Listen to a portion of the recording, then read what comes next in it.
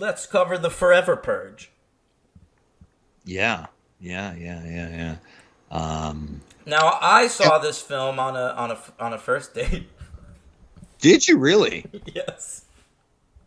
I don't do the movies on a first date. I don't do it. Well, it was someone I knew. It wasn't like a first date of a Oh, Tinder. you already okay. Yeah. So you didn't have to like get to know. Okay. Right. So we went to the movies and then we went to the diner after so we could like talk about the movie and shit. Yeah. And I'll say that it was a first date with a black woman, and honestly, watching this movie as a white guy, it was weird. I can imagine. Yeah. It's Yeah. like the whole movie is about white people just being shitty. Yeah, it's a white supremacy movie basically based on January 6th. And I'm sitting there holding hands with this black girl, and I just keep looking at her like, like, what are you thinking right now? You're telepathically telling her, I'm not the enemy. We had a couple of moments where like Josh Lucas would say something on screen, we'd like look at each other like in acknowledgement, like this is crazy. Like, Yeah. Oh boy. Yeah. Oh, those whites again. Yeah. I know. I never think about my whiteness, but in that moment, I felt like as aware of it as like Larry David or something. Oh, of course. Yeah. All right. I did not see this because of the show. I went back and looked at my ratings for the other purges, so I was able to get this in a context, and I did realize, according to Letterboxd and my memory, that I guess by far I thought the worst one was the first purge. Yeah, we both did. We gave that a 1. Shitty. Yeah, this is better than that, not by much. I think this is better than that, and I think this is better than the first season of the Purge TV show. But not better than the second season of the Purge TV show. The second season just had too many plot threads that went. They all really over the stepped place. it up, man. There was too many plot threads. I didn't like that one character. Anyway, the other movies. Which one? Carol. Carol from The Walking Dead? No. Carol's a shopkeeper in the Purge. I guess I don't remember her. Maybe you've seen it more than I have. I watched it a couple times. Oh, okay, got it. So yeah, I don't know. This is another one by a director who's nobody. Well, they wanted to hire a Mexican fella because a lot of the film takes place on the border of Mexico. This fella, Everardo Gout, was that his name? Weird last name. Yeah. He's a television guy, and I guess Jason Blum. What the hell happened just now? Jason Blum. He chose him based on his work on a National Geographic program called Mars. I've never seen it, so I can't speak to his work on that. But apparently Jason Blum was impressed with that program. Let's get David Attenborough, because we liked Planet Earth. He could do the next Purge movie. Honestly, David Attenborough narrated a Purge movie. I actually think that would work. That would be phenomenal. Yeah. It would be like the narration in Little Children. Yeah, just like his voice over the events would already lend it gravitas. That'd be nice. Yeah. The new founding fathers of the United States of America decided to create a worldwide purge after the events of whatever. Forever Purge. So Gout, he's our director. Yeah. I mean, do you know anything about him? I probably should have looked him up before we started the show. Well, you said enough. I mean, what are we going to say about him? He directed to Mars, and yeah. His last name is a very painful foot ailment. That's also true. Yeah. All right. So Oh, he is Mexican. I'm glad I was right about that. I took a stab in the dark, Henry. All right. I didn't say anything. Yeah. He got to start as a second assistant director on Romeo and Juliet. How about that? The Baz Luhrmann Romeo and Juliet. Wow, long time ago. I love that. So James DeMonaco, he can't say goodbye to this franchise. He's not like James Wan. So if he's not directing, he's got to at least be behind that typewriter on Staten Island, baby. That didn't make a lot of sense to me because I am a fan. Overall, I think you could overall say I think these are decent movies. At least the first three, even though I think I gave Election Year a 2. But I think it's a concept that if you don't start diversifying it, and here's what I mean. Something occurred to me during the movie that I think would be the next step, unless they just call it quits, which would also be fine. When they go into, can I just start with is that all right if I just go, or do you I just wanted to say, Yeah. James DeMonaco, one last thing about him. Like, do you remember last time we covered The Purge, we looked him up and he was working on a film called Once Upon a Time in Staten Island? And I was all excited about that because of the title. So apparently it came out, Henry. It's called, but he changed the title. It's called This Is the Night, and it's about a teenager living in Staten Island during the summer of 1982. James DeMonaco wrote and directed it. It's a coming-of-age story. And I have a question for you. Do you think a single person watched that movie? Do you think a single person on the planet Earth sat down and watched that movie? I feel like when browsing something late at night on whatever channel it was on, someone looked at it, confused it with the Apatow movie, clicked play, realized Pete Davidson wasn't in it, and turned it off. Listen to this. This is a movie that is available on Netflix, okay? For free. Watch it on Netflix. All right? It's got major stars in it, like Naomi Watts, Method Man, Bobby Cannavale, Frank Grillo, his favorite guy in the world. Him, yeah. All right? Yeah. Nobody that I follow on Letterboxd has watched it, and it has only 92 reviews on the whole platform. 2009. Wait. Yeah, Staten Island, 2009. Yeah. One of the top reviews of This Is the Night just says, "This is my cock." 2 stars. Yeah, I saw that. I'm sorry. I was looking at Staten Island. No, that's another film he made. Yeah. Which I know also has a big cast. Okay, yeah, This Is the Night. Yeah. That's right. That is on. Yeah. Why don't you watch it? James DeMonaco wrote and directed it. Apparently, it is about a kid on Staten Island going to see Rocky 3 the night it opens. That's what it's about. I don't care. That's not my wheelhouse. All right, Don't anyway. care. So this, they made this movie in 2020 as well. It was supposed to come out July 10th, 2020, and then it got pushed back a year. It came out July 2nd, 2021, on a budget of $18 million, and it made 77 at the box office, and it did not have streaming support the way some of these other movies did. This came out straight to theaters, and I saw it in theaters. It was number 30 at the box office for the year, between Tom and Jerry and the Mortal Kombat movie that we covered last week. I love the wiki page. It's like so fucking generous in the stats right in the beginning of the wiki page. It says all the running time, country, release date. In the languages, it goes English and Spanish. Oh yeah. Yeah. This Spanish is partly a foreign film. It is. There's so much Spanish in this movie. We have to dignify it by trying to pretend it's a bilingual movie. Get the fuck out of here. Well, but that happens all the time. I feel like sometimes on Letterboxd, like I'll look up my stats and it'll be like, "You've watched like 8 German films this year." I'm like, I hate when? that. And then I click on it. It's like that. Spencer with Kristen Stewart. Like, I guess it has like German financing.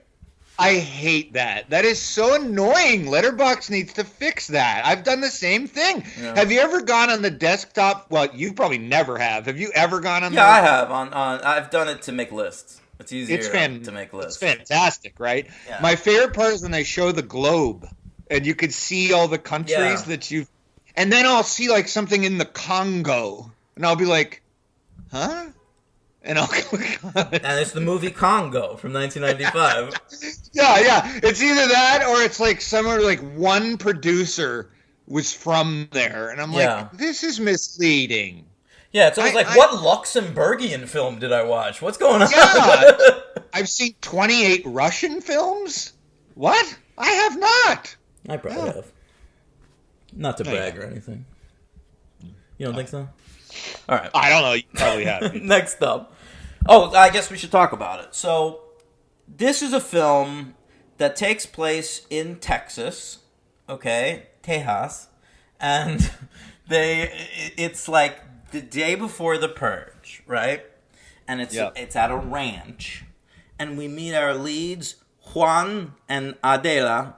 And they are like a married couple, and she's pretty assimilated to the South there, the American South, but he still doesn't really speak much English, okay? But he's incredible at training horses. Incredible, okay? You know who's not fucking incredible? The rancher's son, Josh Lucas. You know who's gonna be a total asshole about that? The rancher's son, Josh Lucas. But he'll come around eventually and then have a mutual respect. You might ask who the rancher is. It's me. It's me, Will Patton. Will Patton. Listen, I wanted to show up for this Purge movie, really do my best, and you know, if I stop into Barnes & Noble and perhaps hit on a young lass there, maybe I want to ask out a married, brain-dead 19-year-old, okay?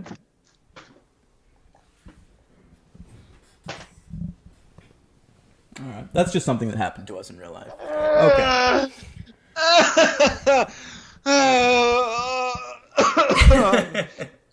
Will Patton, I will say that when he died in the movie, I was a little disappointed. It's always kind of nice to see him in the movie. Not when he's like around me or other women, but in a movie, it's nice to see him.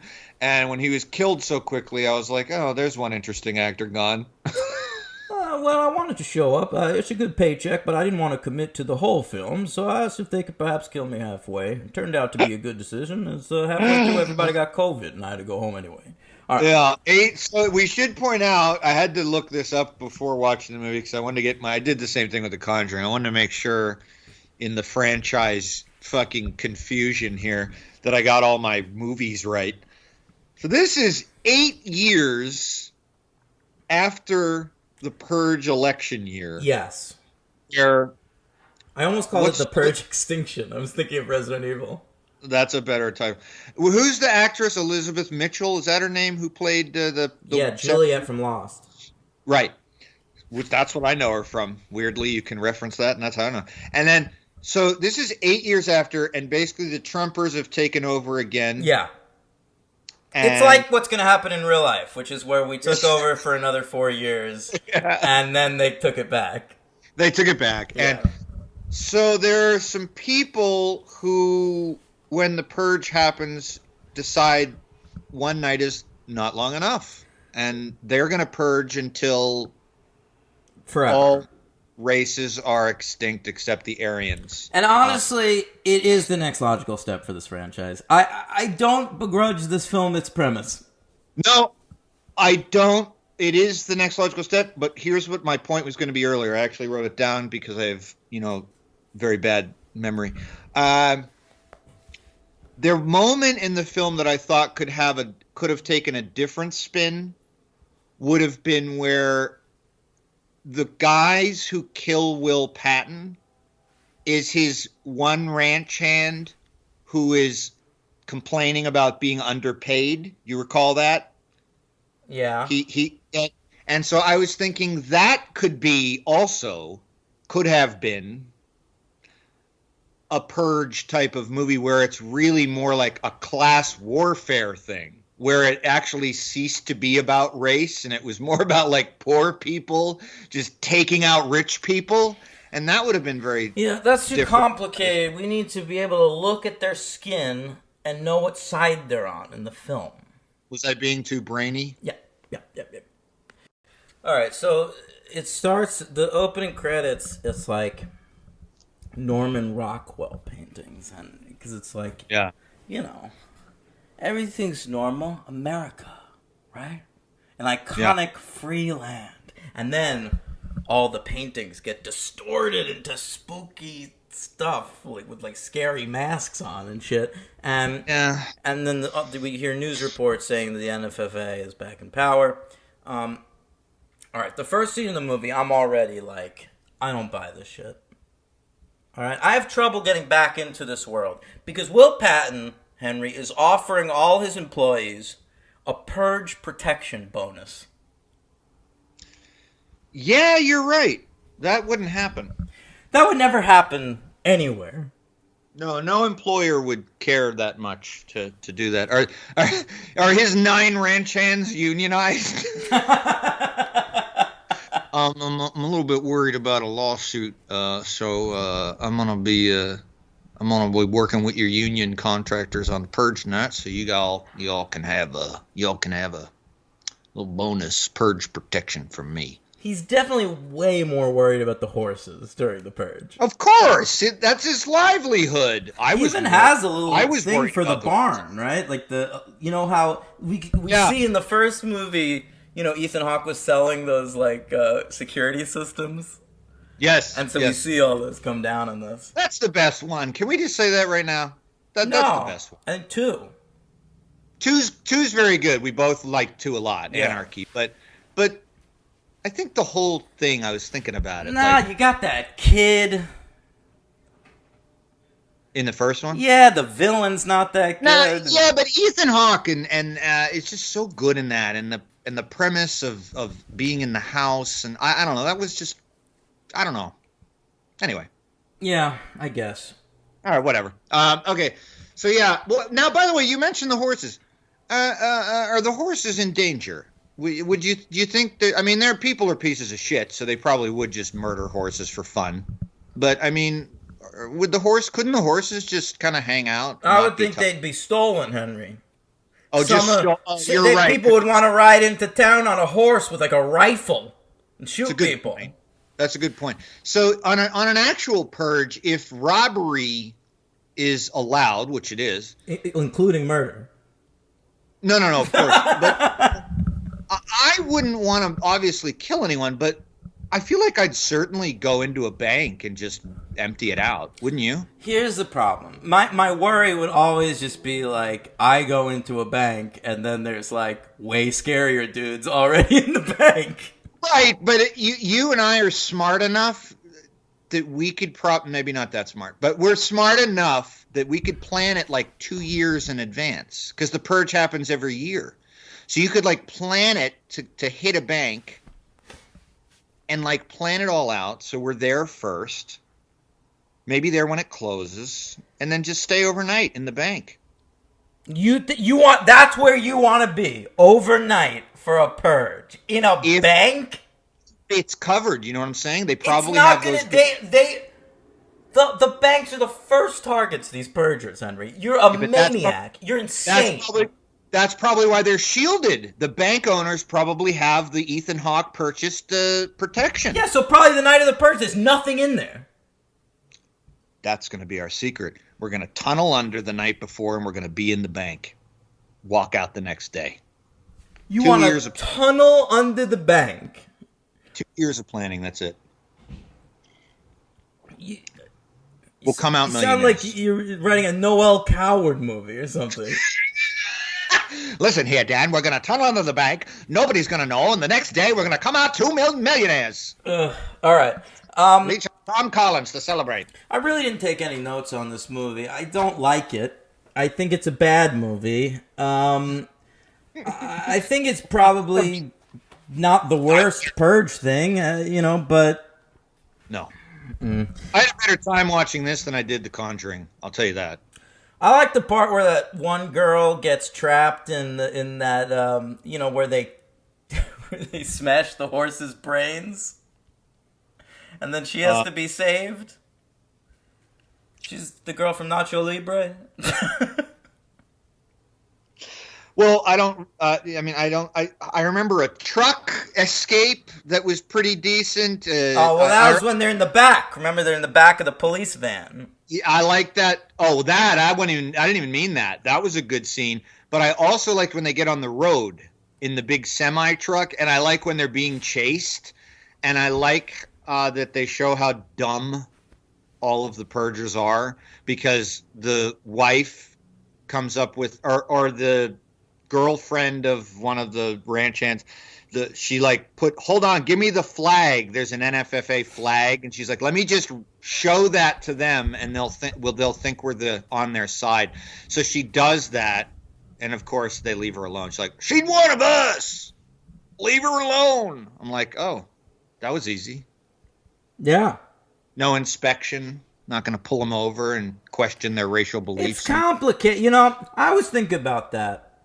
You know, and there's just so much chaos. Yeah. Yeah. I think about that in zombie movies a lot. Like sometimes when they're like trying to like race past a checkpoint or something. Yeah. And I'm like, yeah, but, you know, I race past checkpoints all the time.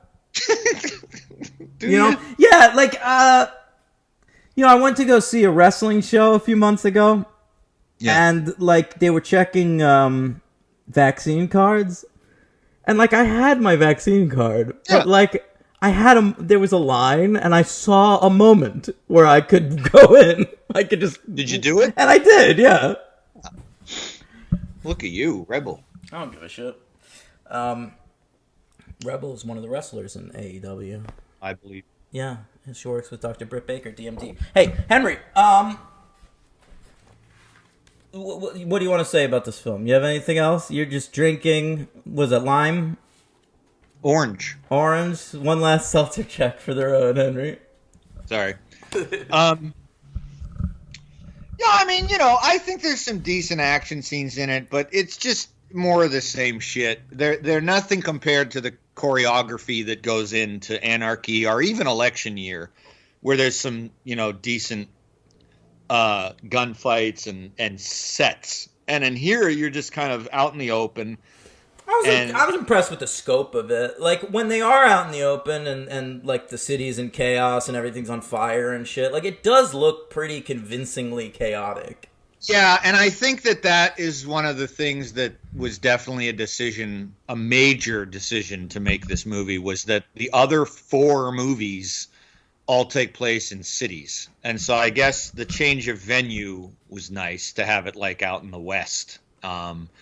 So that was nice. And, you know, but I mean, it's pretty by the numbers. And, you know, I like Josh Lucas. I always thought he's a decent actor. And I like the women in the movie. I think they're good, especially Adela, Ana de la Reguera. I had no real problem with any of the performances in the movie, honestly. Yeah, I didn't either. My problem is just that you're coming off a television show. You just did the first Purge, which was a prequel, you wrapped up the series in the previous thing, and then you did the television show, which was on, like, USA, right? So you're coming off a basic cable TV show that I watch. For your next movie, you have to really raise the scope. You gotta give me a fucking movie here. And it really isn't that. It's the biggest idea they have is now we're in Texas. We've mostly been in urban environments, and now we're in Texas. You know, in like a rancher environment. And so, like, that's all fine, and it works well, and it's not that long, and it's basically a chase through Texas, and with everybody, it's always like one person is separated from the rest of the crew, and they're like, oh, before we go to Mexico to leave America, we have to go get that person. So they get that person, and it's just like a series of tasks. It's like a video game. Yeah, it is. And then... You know, and then also the ending leaves a bad taste in my mouth because it just sort of ends. It's sort of a War of the Worlds ending, where it's almost like at the end of the War of the Worlds, they're like, well, the environment has started to fight back. And in this, they're like, wow, all across America, people are starting to rise up against the purges. Right. And it's like, yeah. And my thought is like, maybe in the North.